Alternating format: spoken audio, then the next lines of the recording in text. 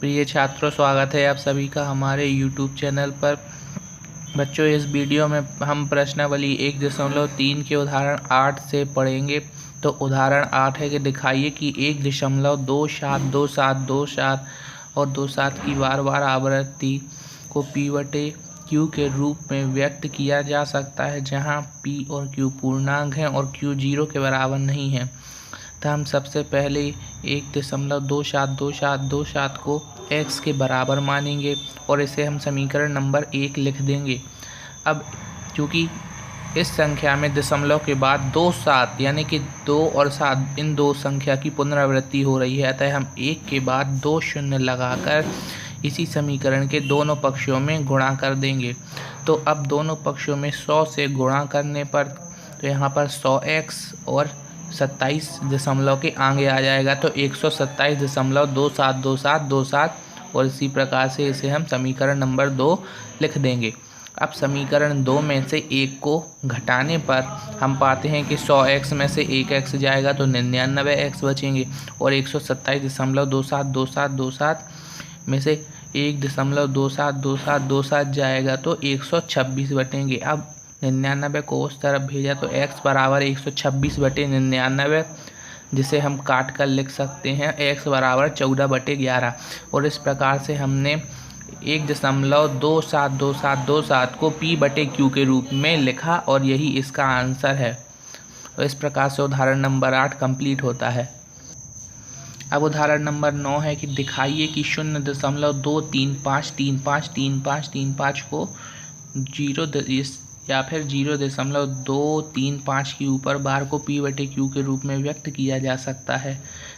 तो हम सबसे पहले 0.23535 को x के बराबर मानेंगे।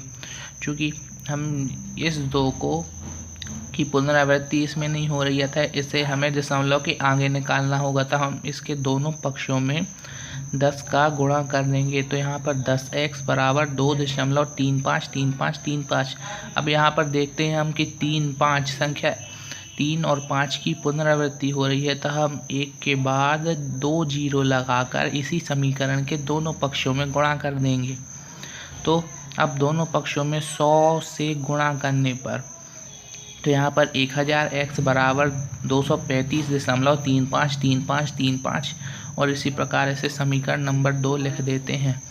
अब समीकरण 2 में से समीकरण 1 को घटा देंगे, तो 1000x में से 10x जाएंगे तो 990x बचेंगे और यहाँ पर 235.353535 में से 2.3535 जाएंगे तो 233 बचेंगे।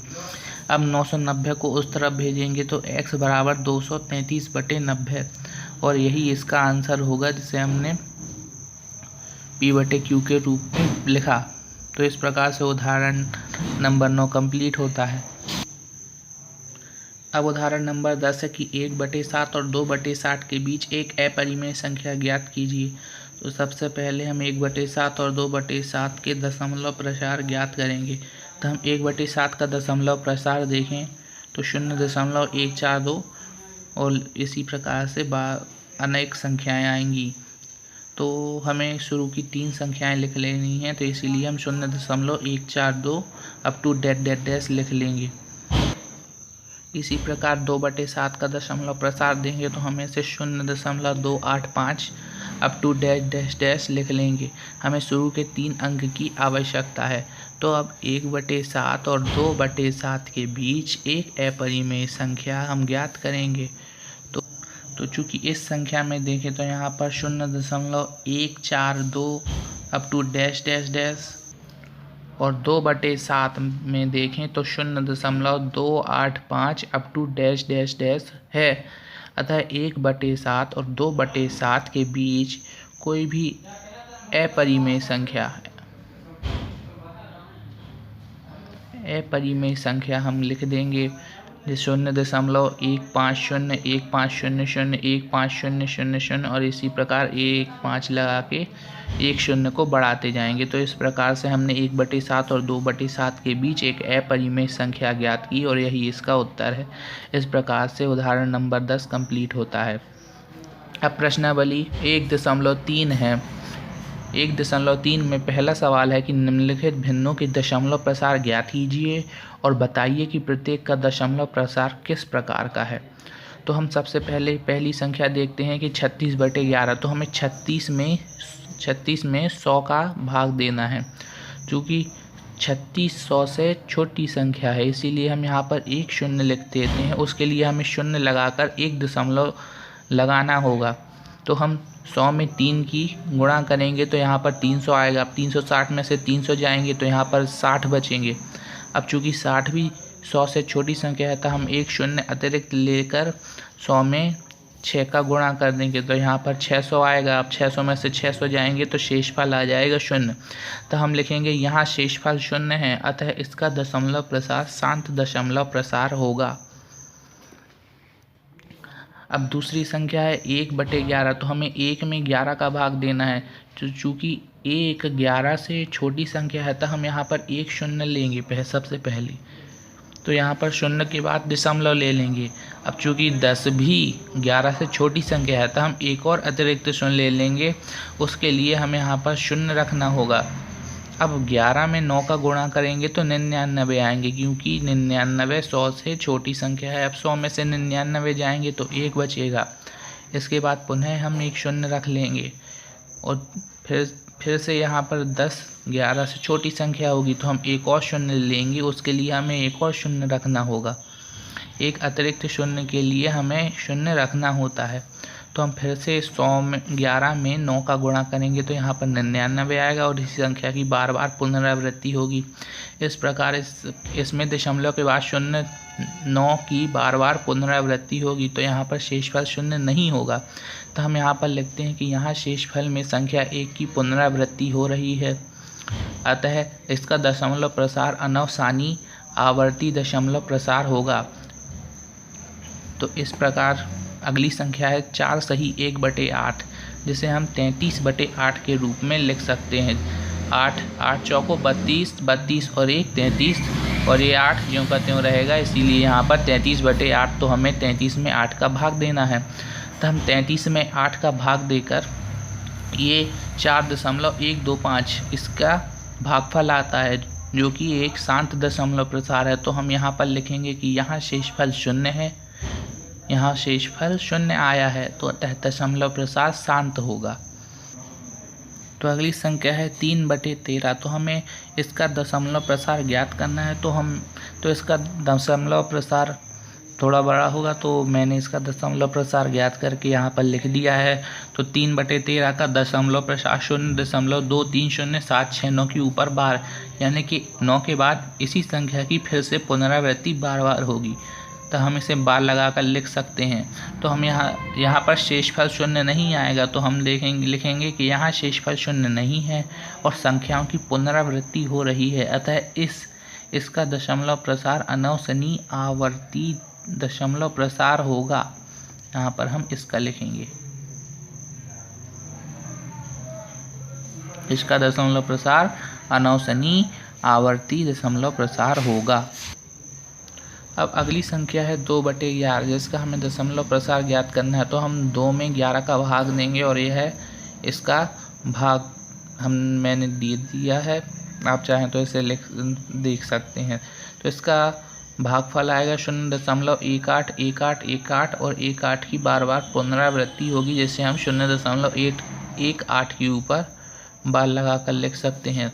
तो हम यहाँ इसके जवाब में लिखेंगे यहाँ शेषफल 0 नहीं है और भागफल में संख्या 1 और 18 की पुनरावृत्ति हो रही है, अतः इसका दशमलव प्रसार अनवसनीय आवर्ती प्रसार होगा। इसके बाद अगली संख्या है 329/400, यानी कि हमें 329 में 400 का भाग देना है। तो हम 329 में 400 का भाग देंगे तो यह इसका भागफल आएगा और शेषफल 0 आ जाएगा। तो हम लिखेंगे चूँकि शेषफल 0 है, अतः इसका दशमलव प्रसार शांत दशमलव प्रसार होगा। तो इस प्रकार से सवाल नंबर 1 कंप्लीट होता है। अब सवाल नंबर 2 है कि आप जानते हैं कि 1/7 बराबर 0.142857 है। वास्तव में लंबा भाग दिए बिना क्या आप यह बता सकते हैं कि 2/7, 3/7, 5/7, 6/7 के दशमलव प्रसार क्या हैं? यदि हाँ तो कैसे? तो हम सबसे पहले लिखेंगे कि इसके आंसर में कि हाँ, उपरोक्त सभी का दशमलव प्रसार होगा। और कैसा दशमलव प्रसार होगा? आवर्ती दशमलव प्रसार होगा, जो कि 1 4 2 8 5 7 का प्रसार है, यानी कि 1 4 2 8 5 7 का बार बार पुनरावृत्ति होगी इसकी। तो 1 4 2 8 5 7 का प्रसार है। उदाहरण के लिए हम 1/7 यानी कि इसी संख्या को ले लेंगे, तो हम 1 में 7 का भाग देंगे। तो इस प्रकार से हम यह विधि प्राप्त करेंगे। इसके बाद पुनः यहीं से इसकी पुनरावृत्ति होगी, यानी कि यहाँ से फिर से इसी संख्या की पुनरावृत्ति होगी। तो हम इसके ऊपर बार लगाकर लिख सकते हैं। अब हमें इसकी सहायता से इनमें बिना भाग विधि का प्रयोग किए इनका दशमलव प्रसार ज्ञात करना है। तो हमें 2/7 का यदि हम दशमलव प्रसार देखें तो यहाँ पर शेषफल में 2 कहाँ आता है? जो यहाँ 30 में से 28 गए, 2 बचेंगे। तो यहाँ पर हमने 2 संख्याओं को छोड़ दिया। अब हम तीसरी संख्या से शुरू करेंगे। तो यहाँ पर 2 है, तो यहाँ पर हम लेंगे 2 8 5 7 1 4। तो इसका दशमलव प्रसार होगा 0.28574 के ऊपर बार लगा देंगे, क्योंकि बार बार इसी संख्या की पुनरावृत्ति होगी। जहाँ से हम लेंगे उसी संख्या की पुनरावृत्ति होगी। तो यदि हम 3/7 का दशमलव प्रसार देखें तो यहाँ पर शेषफल में 10 में से 7 गए, 3 बचेंगे। तो यानी कि हमें एक संख्या छोड़ देनी है, यानी कि इस एक को छोड़ देंगे। अब फिर से हम यहाँ से 0.42857 लिखकर इसके ऊपर बार लगा देंगे, क्योंकि एक के बाद पुनः 4 की पुनरावृत्ति होने लगेगी इसी संख्या की। तो इस प्रकार से हमने 3/7 का दशमलव प्रसार ज्ञात किया। इसी प्रकार हम 4/7 को देखें तो यहाँ पर शेषफल में 4 यहाँ आता है, 60 में से 56 गए, 4 बचेंगे। तो हम 1 2 3 4 1 2 3 4 इनको छोड़ देंगे। तो 5 से हम शुरू करेंगे कि 5 7 1 4 2 8। तो हम 4/7 का दशमलव प्रसार लिखते हैं 0.571428 के ऊपर बार लगा देंगे। इसी प्रकार 5/7 और 6/7 का दशमलव प्रसार देखें तो यहाँ पर 40 में से 35 गए, 5 बचेंगे। अब हम कितने स्टेप को छोड़ देंगे? 1 2 3 4 5 स्टेप को हम छोड़ देंगे। तो हम यहाँ पर 1 2 3 4 5। तो हम यहाँ पर 7 से शुरू करेंगे। तो 7 1 4 2 8 5 7। तो देखिए यहाँ पर 5/7 का दशमलव प्रसार 0.71428 के ऊपर बार इतना होगा।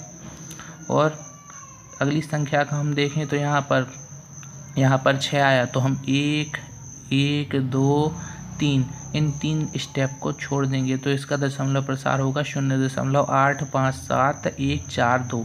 तो देखिए यहाँ पर इसका दशमलव प्रसार 0.857142। तो इस प्रकार से सवाल नंबर 2 कंप्लीट होता है। प्रिय छात्रों, आज का ये लेक्चर यहीं तक यहाँ पर समाप्त होता है। मिलते हैं अगले वीडियो में। Thanks for watching.